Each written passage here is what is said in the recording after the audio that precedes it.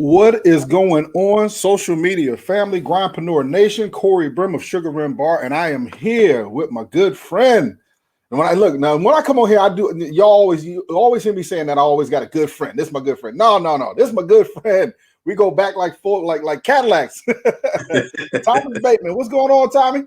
Everything's good, man. How you been? You know me, brother. I'm living the dream, man. Living the dream. So, Tommy. Where do we even begin, man? Where do we even begin? So look, let's start here. For a lot of you that may not know, let's say maybe this is your first time watching this broadcast, podcast, whatever we're doing. My name is Corey Brim. I own a company called Sugar Rim Bar. I was able to raise that company to a high level. And now what I do now with this content that I put out is I find great people like Tommy who are out there in the community. And I want to give people their roses now while they're alive. And Tommy and I go way back. I'm talking about like high school, way back. Tommy lived right down the street from me. And but he's gone off into the world, and now Tommy, you got your own company, bro. I'm amazed. I'm amazed.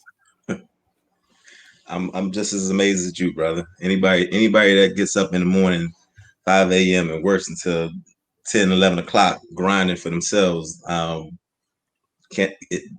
never can be enough said about those people. Yeah, people, they don't see the behind the scenes, man. Yeah, so look, so of course, I'm telling everybody we grew up together and all that kind of stuff. But so what happened after? So you went off to college, right? Yeah. All right. What school did you go to?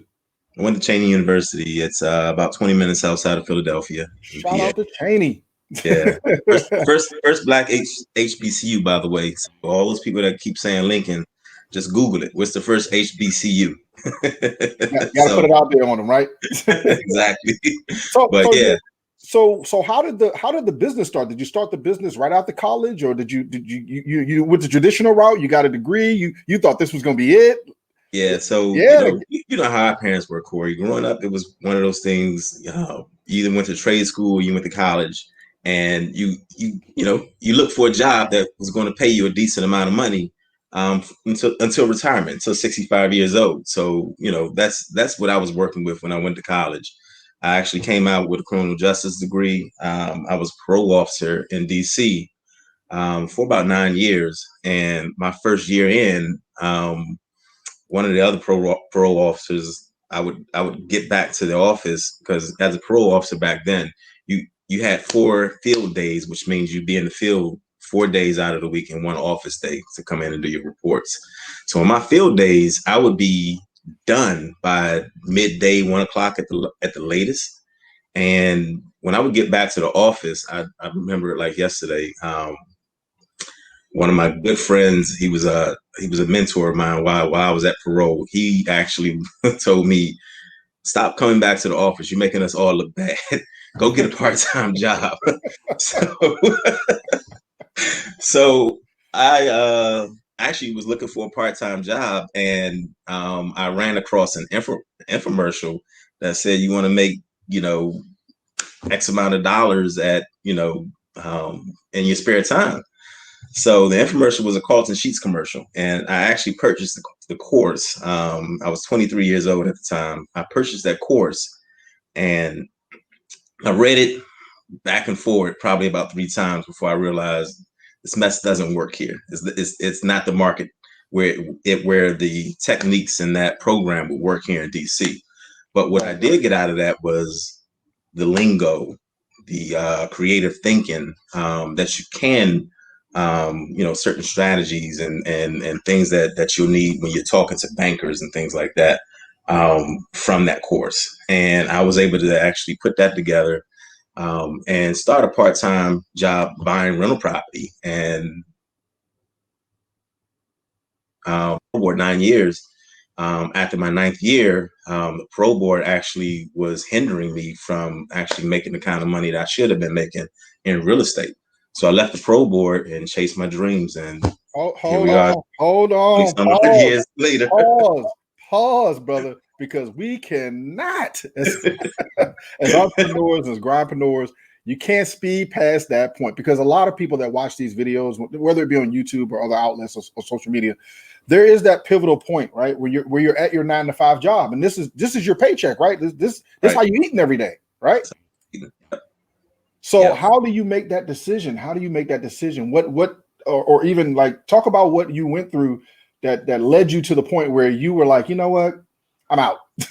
Like I'm gone. I think a lot of it was the circles that I was around as well. At that age, all of my friends that I grew up with, all of my friends that I went to college with, I was trying to get them to come into real estate with me, and nobody really wanted to do it. Nobody, everybody was kind of like you That's a lie. You ain't never asked me. I'm just messing with you, man. Go ahead.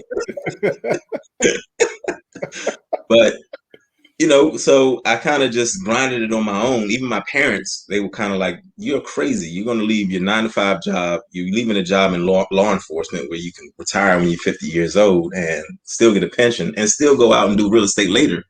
And at that point, I'd amassed probably about 4 different properties, all 4-unit buildings, plus a house. While you were working the parole job, I was working as a parole. Yeah. So you have 4 different properties. Yeah. So my rental income was somewhere around $20,000 a month, and far exceeding your 9-to-5 money, right? Correct. So yeah. So that's the thing too. So like my I didn't have a 9-to-5 job, but we hold on to the 9-to-5, and at some point it just doesn't make sense, right? Like you're making 5 times as much on your side job, not even working 40 hours a week on the side hustle. Right. Yep. And it, like I said earlier, it just became me having a 9-to-5 actually hindered me from growing. Because I still had to do my reports at work. I still had to visit my offenders to make sure that they were where they were supposed to be. And I sat there and actually thought to myself, I'm doing this part-time and netting probably about 8 to 10 a month every month.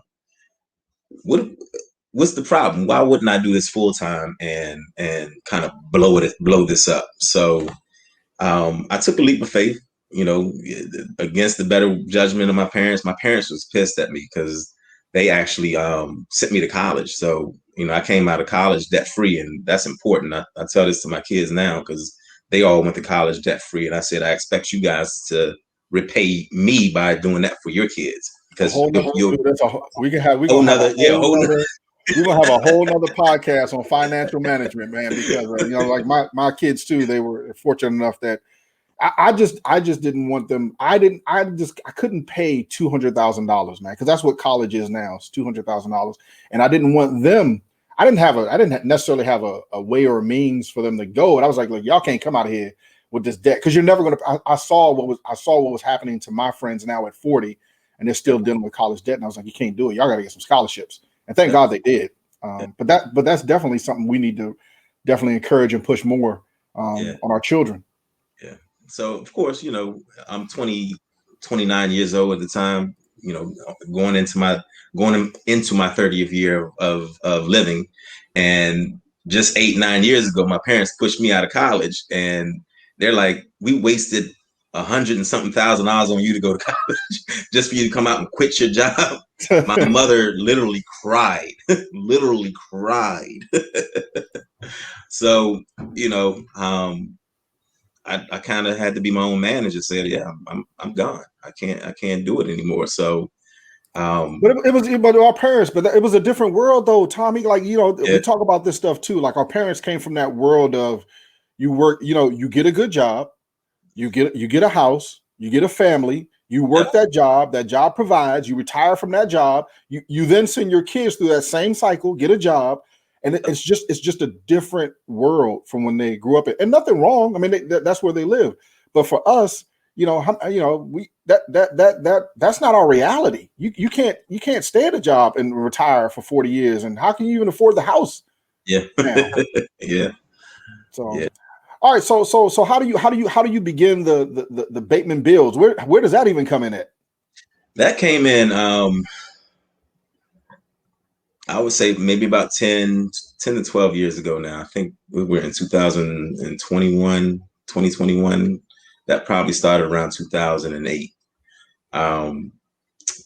So I kind of formed a management company because at that point I had about 80 units that I owned. Whoa! You done went from 4 units to 80? Wait a minute. No, it was 16 units. It wasn't 4 units. It was 16 units. You had 80 doors? Yeah, 80 doors. So Ooh. I actually formed a third party management company because at that time the management companies in the area, they wouldn't take my business because 90% of my business was affordable housing, was Section 8. Section 8.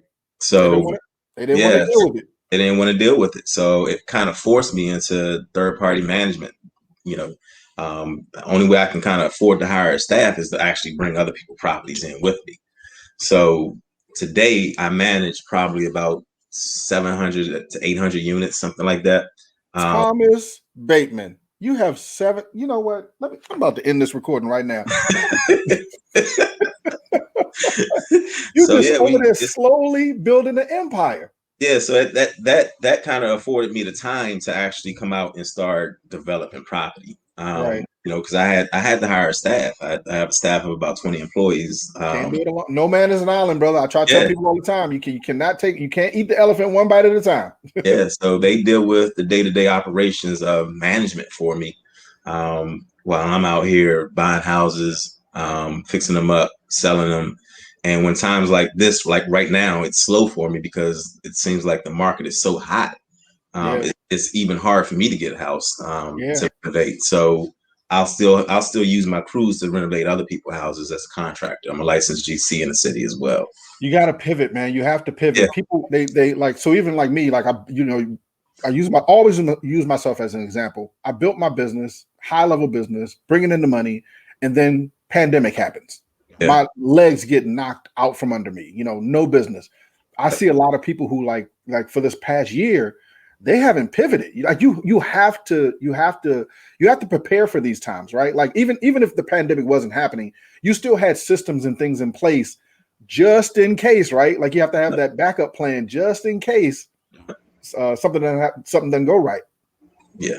Yeah. So, but like there is some definitely pitfalls and some trials and tribulations that I've gone through in the last 20 years. I had a divorce. My ex-wife left. Congratulations. My ex-wife left before the fruits of the labor happened. Hats off to you, brother. Congratulations, man. Cheers. But look at us, old men drinking water now. But yeah, so she left right when I was starting to take off, and her biggest beef was I didn't spend enough time at home, and I kind of was like, well, give me the time, and I'll be able to spend as much time at home as I want.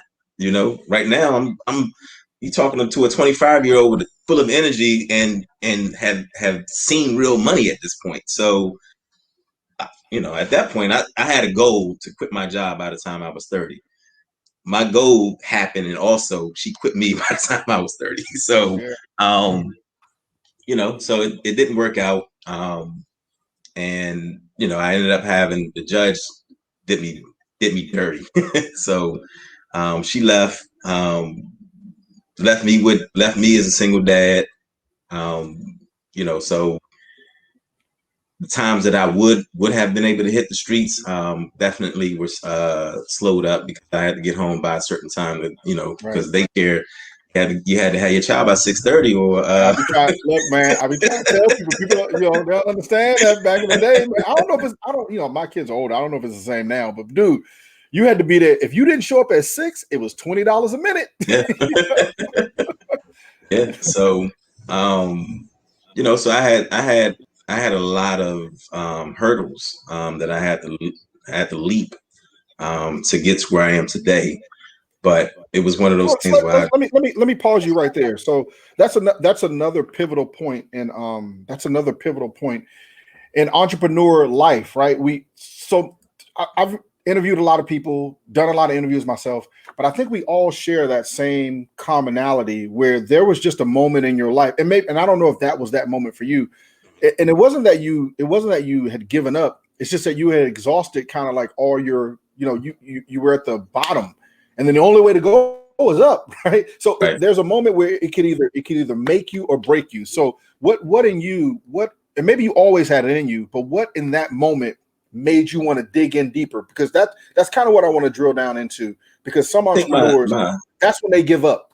Yeah, I think for me it wasn't a choice. I had mouths to feed. I had two sons that looked to me as the breadwinner. So I had to keep them in school. I had to keep them clothed. I had to keep a roof over their head, and I had to make sure they ate every day. So um, with me, it even though I knew I was down on myself, I was depressed. But eventually, it probably stayed in me about a month. It I kind of snapped out of it and kind of was like, you know what? Man, mine lasted for 2 years. You made it out in the month. Congratulations. But I mean, at the end of the day, the judge awarded her half of what I was worth at the time, which was a Right. big nut for me. That financially it ruined me for Right. several years. So me having to dig out of that pit that I was in, it wasn't a month that I dug out. It was a month that I was like, you know what, I'm going to dig myself out of this. It took me a month to realize that I'm in this and I got to dig out. So it took about 3 to 4 years to actually dig myself out. Now, when I started my management company, it was mainly because I couldn't buy any more property at the time. Because my credit was terrible. My I had foreclosed on a couple of houses in Texas, which I shouldn't have bought anyway. But yeah, so I ended up. I didn't necessarily I didn't necessarily think about third party management because I wanted to do it. It was more so a necessity, and that was something that I was good at, and people wanted me to do it for them. So I just charged them a fee for it, and it kind of just blew up into what it is today. Right, and then you start slowly coming out of the abyss, right? You Yeah, start rising up yeah, out of the ashes, like so yeah. now your Yeah, bills every year was a every year better got a year. little better, right? Yeah, every year was a better year. Yeah, yeah, And by the time 2011 came around, I started buying properties again. right. So from I would say '06 until 2011, it was kind of like a rebuilding Yeah, time. and that's what I'm saying. Like I think that's what I'm talking about, where people just give up and then they just don't. If you just hang in there, just stick. Everything may not be technically a great Yeah, business, but if you just hang in there and just because who you are now today, you had to go through that, right, to become yeah, who you are sitting in front of us right now. yeah, yeah, definitely, definitely. I'd be a different person if that didn't ever happen to me.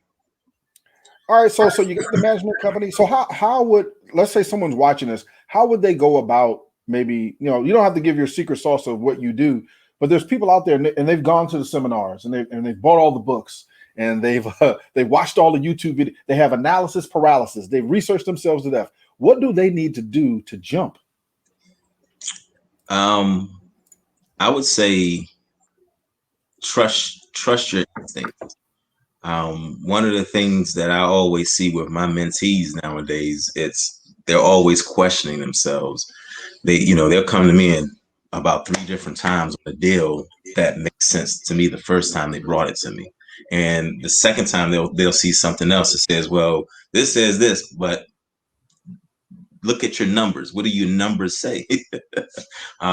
So by the third time, they either get tired of me telling them stop coming to me and trust your instincts, or you know they lost the deal.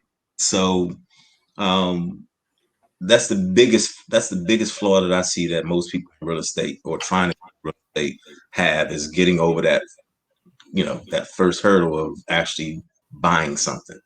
They don't Right, I'm taking trust I'm it taking enough. notes over here. So what I picked up is trust your instincts, and a big key, because everyone says this, Tommy, is trust your numbers. Like if the Yeah, numbers don't work, the deal doesn't matter what the it deal is, don't right? work. It We don't work. we try to force the deal into the numbers, right? Right. And I tell you something that I tell my son all the time, because he's in real estate school at Temple.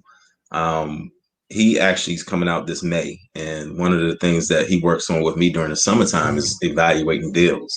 Mm. And I tell him, is because he always is fascinated how fast I can put a deal together in my head. Like a realtor calls me, or a broker or another investor calls me and says, "Hey, I have a house on Rittenden Street, Uptown, 500,000."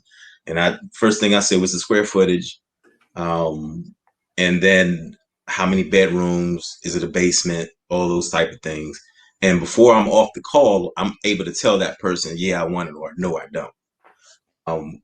And the main reason why I'm able to do that is because back in my 20s, I studied the market. Like I put work in, and that's probably one of the main reasons why I lost my ex-wife is because when I was home, I wasn't paying her any attention. I was paying attention to the market, trying to figure out what things cost, what things rent for, all of those things. So DC, you can't tell me anything or any street in DC that I can't tell you how much a house costs. Give me the square footage of your house. I can give. I have an appraiser's mind. So that's crucial, man. That's crucial. And not just in what you're saying and becoming a developer or a real estate agent or an investor, is any business or anything that you get in. A lot of people they skip the work part. They want to skip right over the work and go right to the success.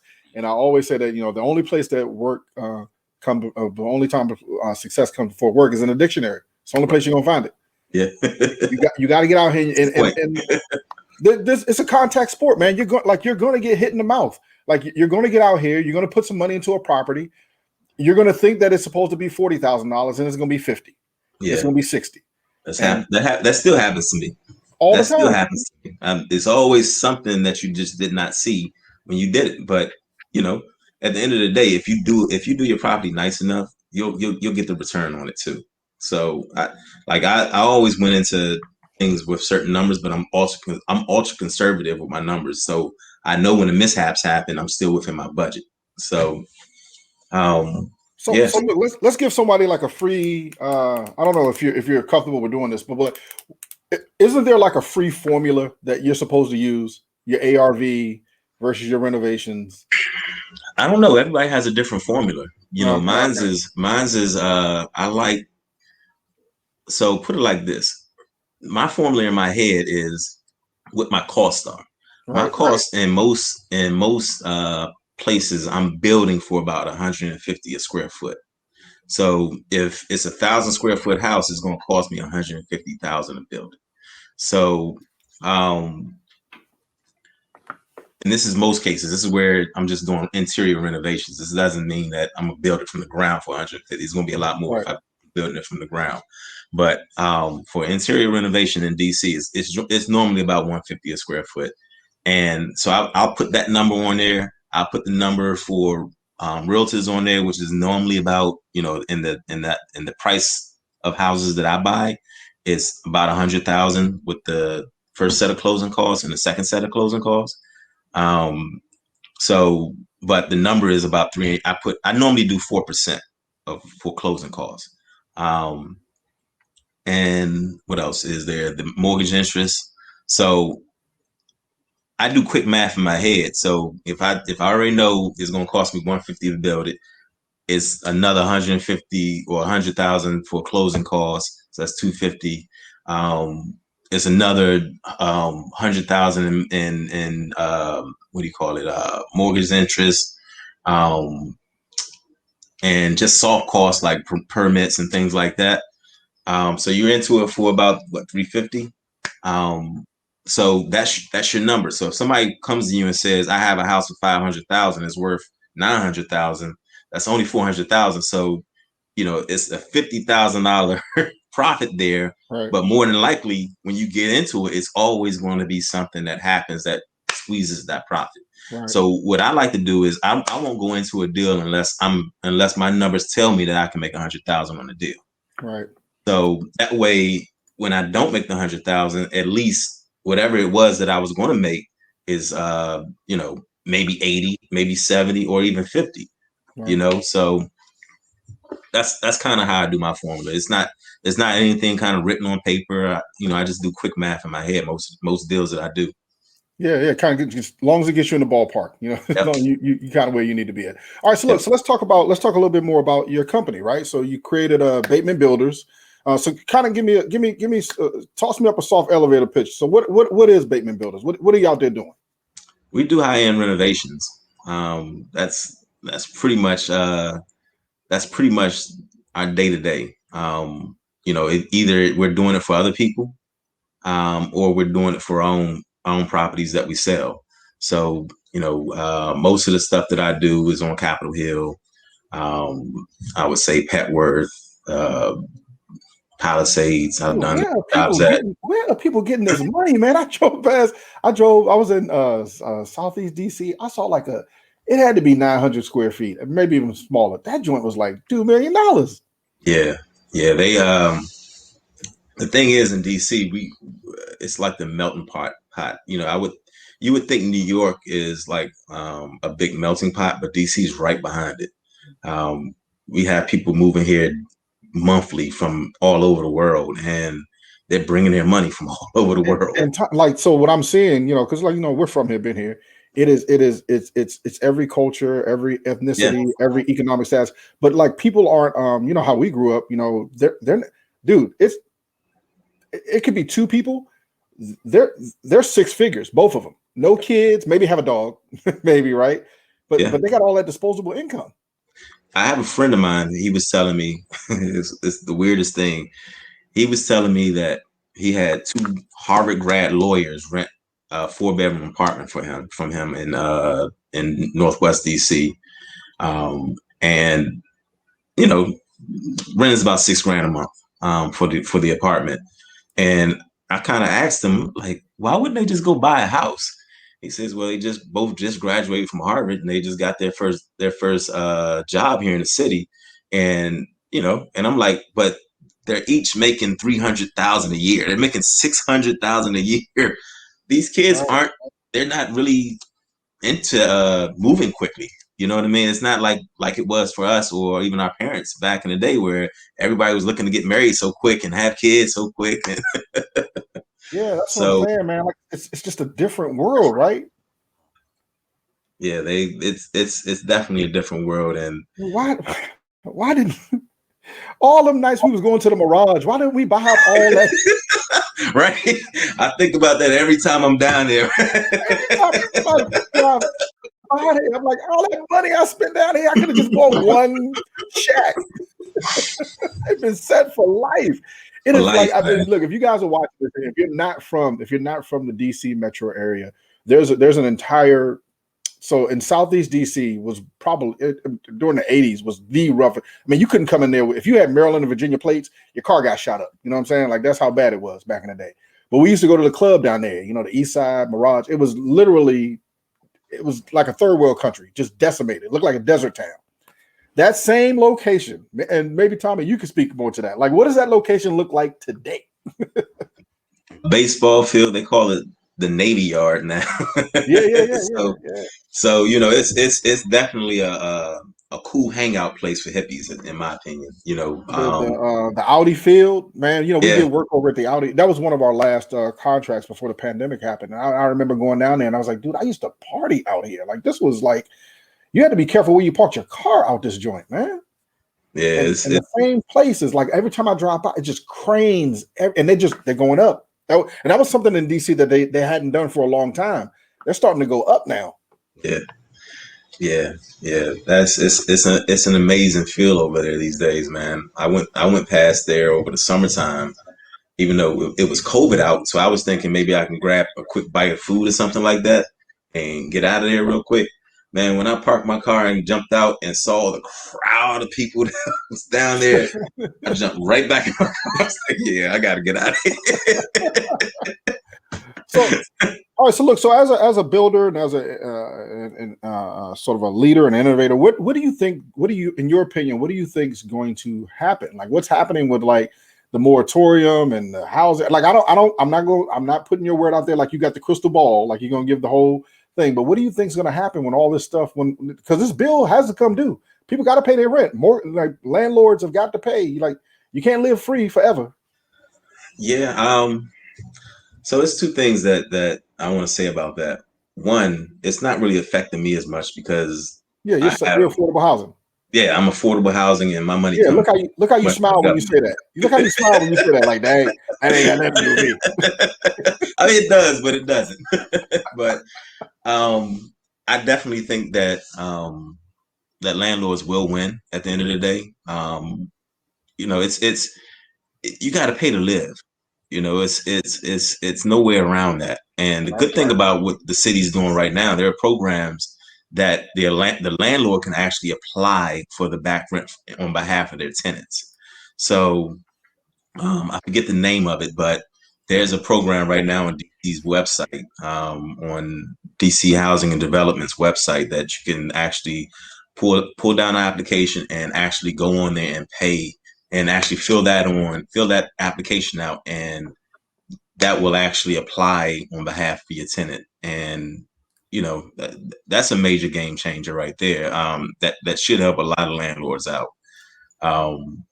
But once the moratorium is over, I think they'll probably end up doing that probably one more time.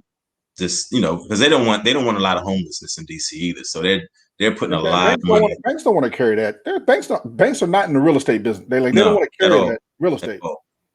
Yeah, and DC's not in the business of putting people out. That's why DC is probably one of the best places to be a renter at. Mm-hmm. They don't want to see anyone in the streets. There's like when you see homelessness in DC, there's no reason for it. Right. There's shelters that like literally they're like farm systems. You go into the shelter and stay there for a few months, and basically you get a voucher right after that. So it's really at this point, in my opinion, there's no reason for homelessness in the city. But definitely, I think like going back to your original question, I think that at the end of the moratorium, there'll be another program that comes out to help people catch up on their rent, and things kind of go back to normal where the tenants start to pay the landlords directly again. So let me kind of pivot in the conversation a little bit. And do you think, because a lot of people that watch, especially my channel, are like kind of up and coming, that they're getting themselves together, or some people do. How big is like maybe financial management, credit, understanding the market? Huge. Huge, huh? Yeah. People watch these, and I bring that up because people watch they go down this rabbit hole of like no money down, bad credit. The stories out there. I'm listening to these fly by night guys talking about no money down. Have to use your credit. I have bird dogs. We call those wholesalers in the city bird dogs. So I've got bird dogs that call me with deals every so often. But I can't really understand how they live off that. Speak the truth. Can't really understand how they live off of that money because, at the end of the day, they may get 10, 20,000 on the deal, but you might as well just go get a 9-to-5. You make more money doing it. To me, you make more money doing it with $100,000 a year paying job. Because if all you're doing is bird dogging, there's a lot of competition out there, including realtors. Dude, realtors are the biggest bird dogs that there are. maybe we should have started at this part of the conversation at the top of the thing, because that's what I'm saying. Like they're always looking for like the get rich quick, no work, but they really don't understand. Like even if you're and I ain't knocking nobody's hustle, not at all. If you wholesaling or whether you're a real estate agent, no matter what side of the fence you choose to be on, there is work behind it. You know what I'm saying? And what I see out here is dude, when it comes to like that wholesaling thing, I just see like, I don't really see a lot of people working together. I see a lot of backstabbing. I see you send somebody the address, they steal the deal from you, and you have no legal recourse. You can't take them to court. There's no contract. Right. Yeah. And that's a lot. That's a lot of work for $3,000-$4,000. Yeah, exactly. Exactly. So, I'm a broker in the city, so I got a real estate in 2004 because I was kind of trying to pivot at that point into what I was going to do next. But I ended up going into development. But I kept my broker's license actually, and mainly I kept that for the access to MLS, the real time access instead of the Realtor.coms and the Zillows and all that stuff. Right. I go in and my stuff is instantaneous versus it takes Zillow or Realtor.com maybe 5 or 10 minutes to catch up to that. So it's bird dogging is definitely hard work. Being a realtor is definitely a hard job as well. I have several realtors that I work with, and they pretty much bring me all of my deals. And I'm probably their most aggressive client because I'm calling them, have you found anything? Have you found anything? Have you found anything? I'm on them pretty much daily. Bring me a deal because I've gotten to the point where my capacity is so big now. Like I can do 3 or 4 houses a month at this point. So Right. and I don't have the product to do anything with. So Look, I told you before we pushed the record button. I said, look, either you're gonna cut me in or you're gonna cut it out. You're gonna be out here just making all this money and leave me out the deal.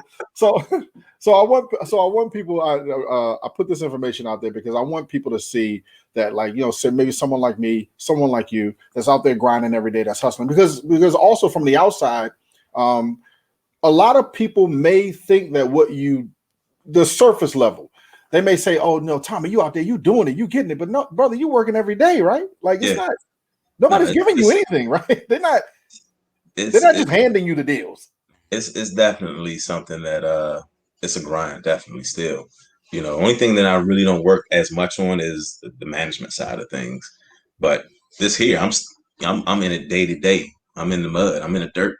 So I don't dress in a fancy suit every day. Most of the days you'll see me in one of my Bateman Builder shirts and some brand, sweats. baby. Rep your brand. Rep your brand.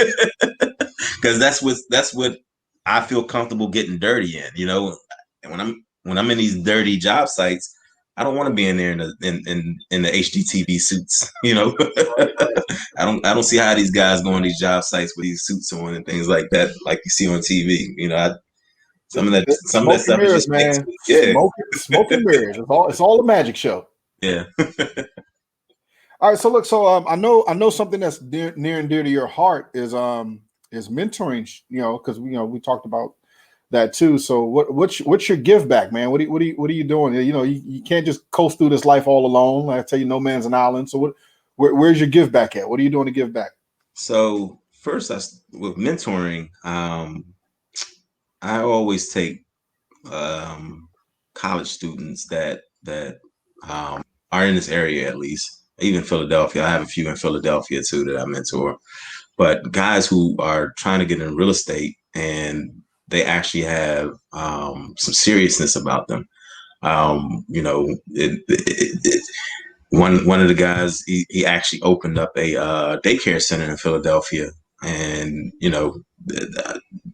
the whole thing about how to rent and how to negotiate the daycare center and all that stuff. That showed me that he was pretty serious about real estate. So he calls me probably one or two times a week. And then a couple of guys that graduated from Howard that are trying to get into real estate now.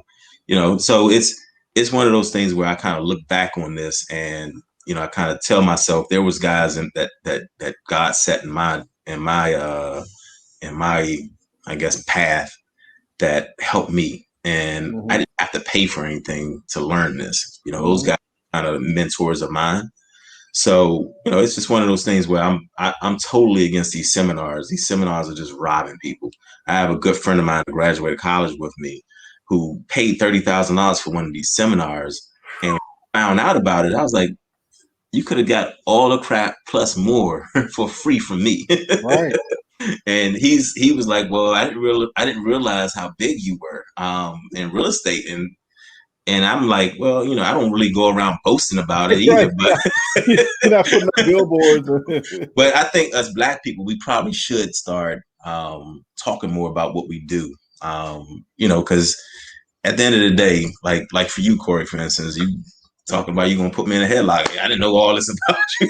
How did you know? How we known each other almost 40 years and you don't know this about you? So it's just one of those things where I think I've gotten to a point where I'm like, you know what, I need to kind of just open up and tell more people what I do, so those people aren't out here making those crazy mistakes like my friend did, putting a $30,000 deposit on a seminar, and they didn't really teach them junk.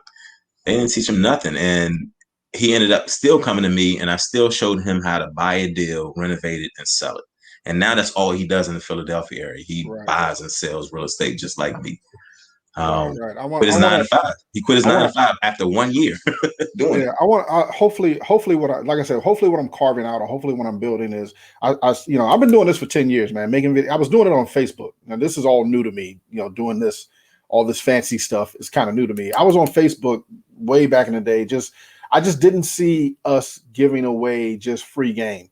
And it kind of like, it made me think, like, because I see other cultures doing it. I'm literally the bartender at an event, and I look around on the panel, I'm looking out in the audience, we're not there, and they're telling people, here's how you structure this deal. Here's what you need to do in order to get this contract. And I'm sitting here like, so they're not, and ain't no, you don't have to buy a course. You know what I'm saying? Like, you don't have to, and not only that, like you don't have to buy another course. Like, they it's didn't funny how that works, man. We think that everything, you got to pay for everything. And we also think that everything is a scam. We think that but that's a good one right there. But rightfully so, though, we have been taken advantage of a lot. Yeah. We've been taken advantage of a lot.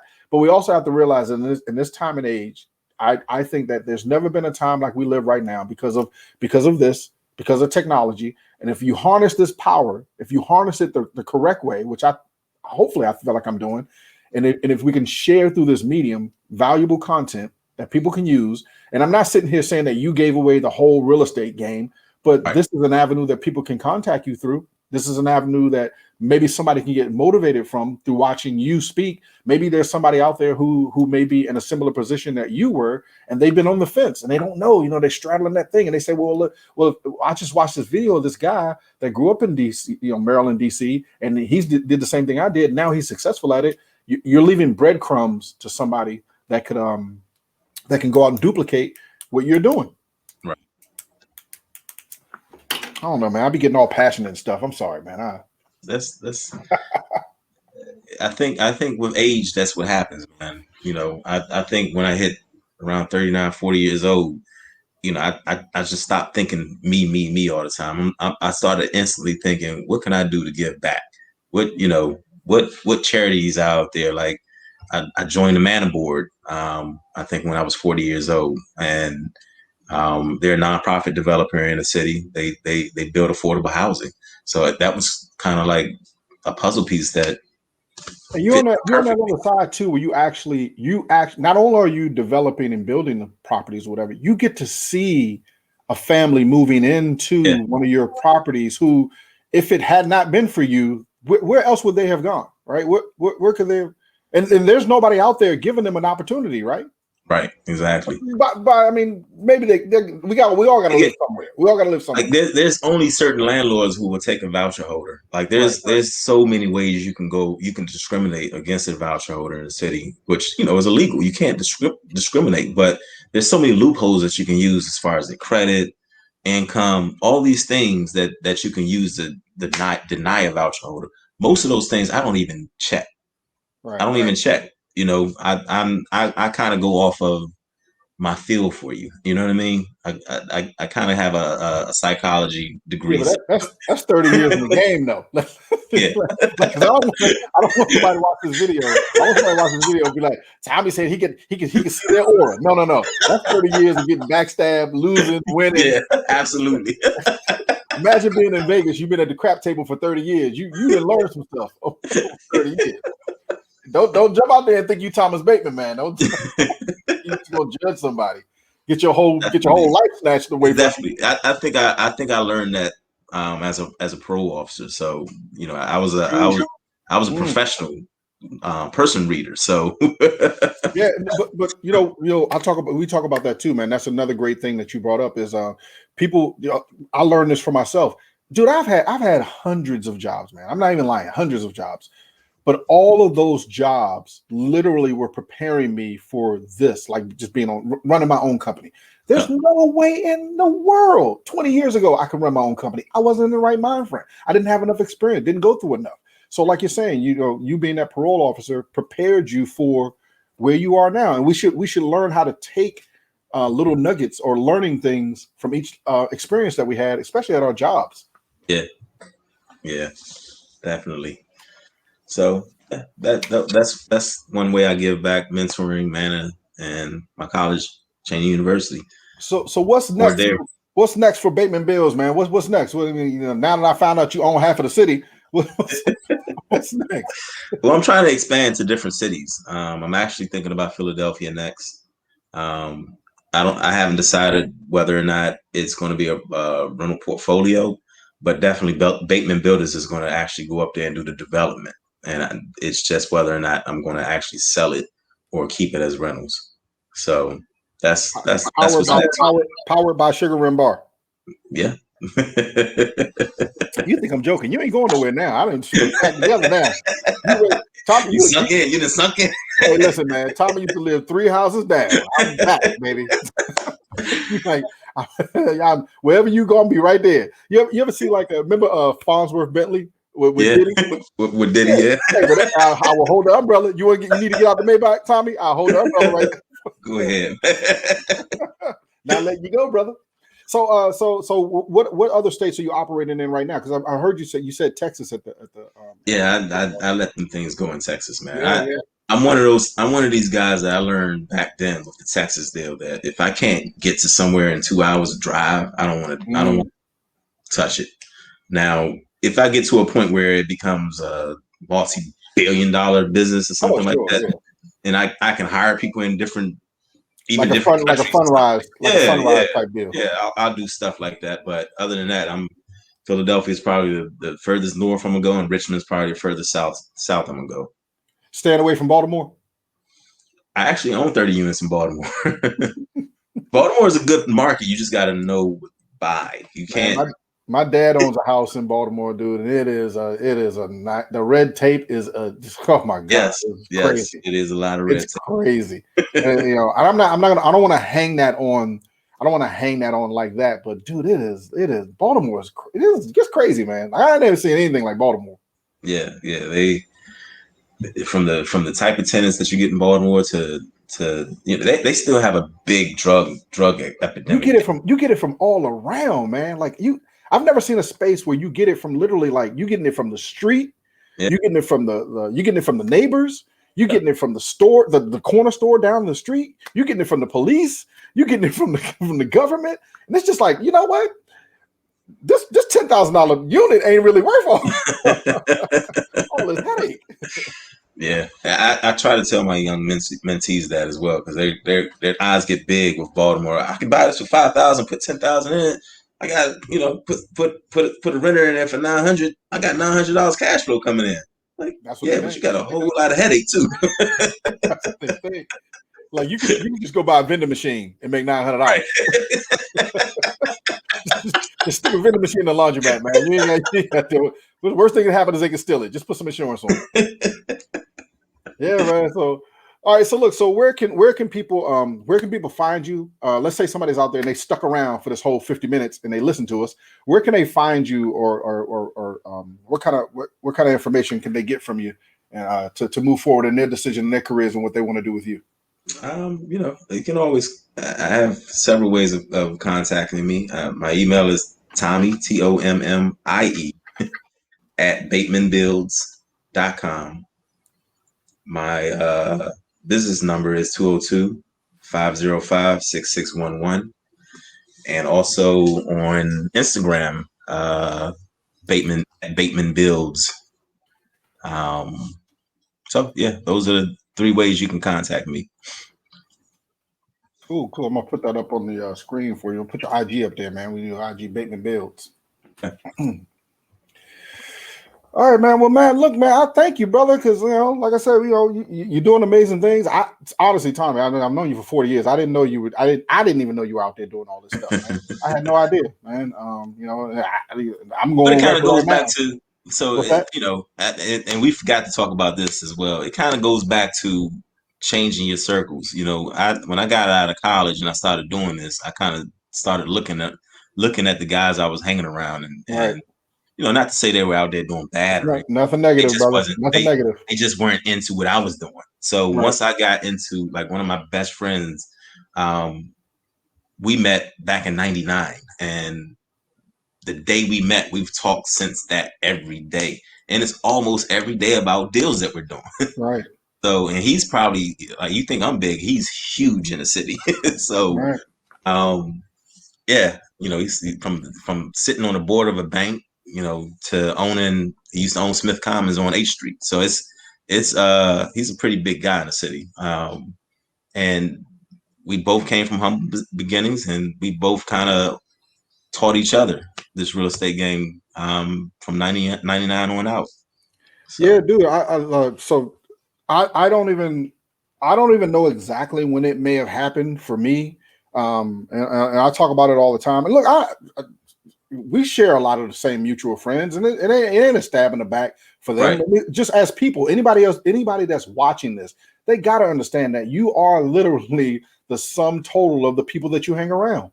Yeah. And there's, look, if people want to hang out and get drunk and do all the negative and rob and any of that, I ain't knocking you. I just don't want to do that.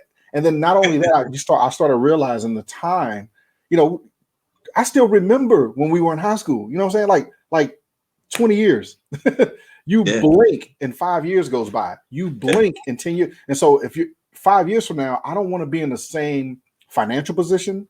And it's selfish of me to not want to set my children up, and we talked about that a little bit too. My kids, they're in their 20s, and they're great. I mean, we all have great kids, but dude, they're not doing a tenth of the crazy stuff that I used to do. Well, I know the crazy stuff you used to do. They ain't doing none of that. And not only that, like, they have 700 credit scores. You know what I mean? Like, when they were 15 to 17, I put them on I made them authorized users. Same exact thing. Yeah. Nobody taught us that stuff. And that's why I want to break that cycle of information where we're just holding on to everything. Like, I'm not going to share this with no one. No, I'm supposed to share this with you. You're supposed to do the same thing I'm doing with your family. And you start building a family legacy. And instead of creating generational curses, you're now creating generational wealth. And maybe we don't see it within our lifetime, but maybe our kids or our kids, they don't fall into the same pitfalls that we in our like, when I think it was around 2008, you might have said that happened when you lost everything. Dude, it took you 5 years to get back, and that's from, it took you 5 years to get to zero. You know what I mean? You were negative. It took you 5 years just to break even. Yeah. Absolutely. Yeah. I don't want that for us, man. I want us to be able to share this information. I want people to be able to contact you. I want people to, and also value your time. That's another thing that I've learned as I've gotten older is, you be, especially you in real estate, because I'm sorry, man. Everybody wants to be in real estate, don't they? And all of us, and the crazy thing is, all of us that have been in real estate for years are looking for the next thing now. So. Right. I'm tired of real estate, man. I'm tired of it. Right, but there's new blood coming in that, like their first deal. Let them go through it. And so, like, even with me, I built my bar business. I did it for 10 to 12 years. I don't necessarily want to stand behind a bar anymore. I did that. I built that up. Now it's trying to figure out, what's my, and as I'm getting older, what's my next phase of life? And then passively, because we're all trying to find that magic bullet though. But passively, how do I have a better quality of life? Because now I ain't looking, but I ain't trying to work. It's 24 hours in a day. I ain't trying to work 23 of them and get 1 hour of sleep anymore. I ain't trying to do that no more. Yeah. Really. All right, man. So look, man, thank you, man. I was asking you before, so you ain't got no books or nothing, huh? We're gonna work on that, man. We're gonna get you some books. Yeah, I think my story is probably entertaining enough if you dug deep with. We're gonna get you some books. So listen, if you watch this video to the very end, if you made it this far into the video, what I have is, so this is the book that I have. Is called Never Give Up. Let me turn it the right way. It's called Never Give Up. If you've watched this to the very end, the first person that contacts me, and I'll send you an autographed copy of the book. In the back of the book, there's this dream checklist. If you can see that, there's a dream checklist. Now, I always tell everybody, I'm not going to sit here and promise you that this book's going to make you a millionaire. I'm going to sit here and act like this book is the Bible, But I'll tell you what, it changed my life. And how do I know? Because the things in the back of this checklist, I actually did them. So I promise you, if you do these things in the back of this checklist, I'm talking to somebody real now. If you really want this, and if you're willing to do this and do the things in the back of the checklist, I will send you the book. I'll even pay for the postage and handling. You don't even have to pay for that. I'll send you a free copy of my book. Mr. Bateman, I want to thank you for your time, brother, because your time is your most valuable resource. Anytime. And anything you want to say before we get out of here, man? Congratulations on your success and your upward mobility. I saw that you hit close to 15,000 followers now, man. So that's huge, man. I'm so proud of you, man. That's something that I know your history, so it's kind of like, wow, this dude is really doing it. Cut the mic. I wasn't. Look, we weren't bad, man. You know how kids are bad now. We were like kid and play. Just knuckleheads, man. Just knuckleheads. Just knuckleheads. Just doing dumb stuff. Just dumb. Yeah. Just stupid. Yeah. I told my sons. I said, dude, if I ever found out that you did half of the stuff that I did, I would choke you out. It's stupid. Yeah. We didn't rob people, nothing like but we just did dumb stuff, dumb mischievous stuff. All right, man. So look, I gotta, I don't have one right now. I'll get your information. I have this thing. So what I was saying was I did these messages. I was doing this on Facebook, man. Literally just making videos and post every day for free. And then I ended up putting the stuff on YouTube because I didn't this old phone that I have, it was running out of space and storage. So I threw these videos up on YouTube, had no idea that people were actually watching them. And then that's how it sort of like took off. And I was like, oh, wait a minute, I might have something here. And not only that, I was doing it on Facebook for free. I'm getting a check from YouTube now. So I was like, oh, wait, so there's real money to be made here. I mean, I knew there was money, but I had no idea. Man, dude, you look, I love people on Facebook, but I'm over here on YouTube now getting this bag. I'm chasing the bag now. So I want to bring better content. I want to bring people on like you. I want to make better content for the people out there. And if you're watching this and you have any questions, if anything that you may want to ask Tommy directly, make a comment down below. I will add his contact information in the description box below. And like I was saying, if you just be mindful of his time and be mindful of the content that he may share with you or the time that he may spend with you. And come ready. And I don't think that's too much to ask. If someone wants to come with you, like don't come with the basic question like, how do I get started? Kind of do a little bit of your research first and then approach him. Is that safe to say? Yep, perfect. Cool, brother. All right, man. Well, we're going to get on up out of here, man. I want to thank y'all for watching these videos. Thank you for commenting. And like I always say on every single video, man, if you've never seen anyone go from absolutely nothing, zero, to a multiple six-figure business, living their dream, that is a lie, my friend. You're watching me do it every single day. And I'm going to bring great people like Tommy on this platform so you can get to know them. Never give up.